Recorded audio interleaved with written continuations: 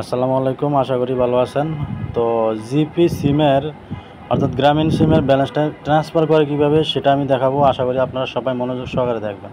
তো প্রথমে আমরা আমাদের অ্যাপসের ভিতরে ক্লিক করতে হবে। তো আমি আমার অ্যাপসে ক্লিক করে দিলাম। তো ক্লিক করার পর এখানে সবাই তো এরকম একটা ইন্টারফেস দেখতে পাবে।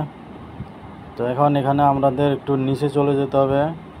নিচে গেলে এই যে সিমোর নামে যে একটা অপশন আছে, এই সিমোরে ক্লিক দিতে হবে। ঠিক আছে, আমি ক্লিক করে দিলাম। তারপর দেখেন উপরে চলে আসছে, কিন্তু আমাদের উপরে কিন্তু চলে আসছে ব্যালেন্স ট্রান্সফার নামে যে অপশনটা দেখা যাচ্ছে, এই যে ব্যালেন্স ট্রান্সফার অপশন, সেখানে ক্লিক করে দিতে হবে। তাই আমি ক্লিক করে দিলাম।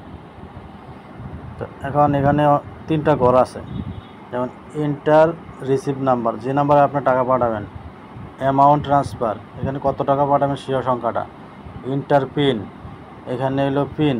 ঠিক আছে, তো আমি এক এক করে বসাচ্ছি। আমি নাম্বারটা কপি করে রাখছি, কপি করে সাইপে ধরে দিলাম, পেস্ট করে দিলাম, নাম্বারটা চলে আসলো।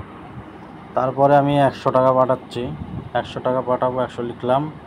এখন পিন কত, হ্যাঁ পিন আমি আমারটা করে রাখছি 11। এখন পিন নাম্বার বসানো হয়েছে।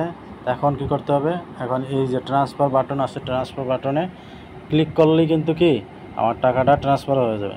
তা আমি কিন্তু দেখাচ্ছি, এই যে সাকসেসফুল হয়ে গেছে, এটা নিচ দিয়ে এরকম লেখা উঠবে, তখন কিন্তু এই 10 টাকা চলে গেছে। আর একটা বিষয়, সেটা হলো একবারই লিখতে হবে। একবার লিখা আপনি মাসে 1000 টাকা ট্রান্সফার করতে পারবেন।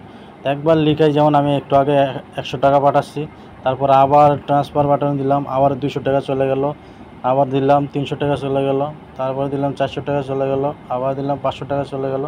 সেম এভাবে, বেশি ঝামেলা নাই, খুবই সহজ। ঠিক আছে, তো আশা করি বুঝতে পারছেন। আসসালামু আলাইকুম।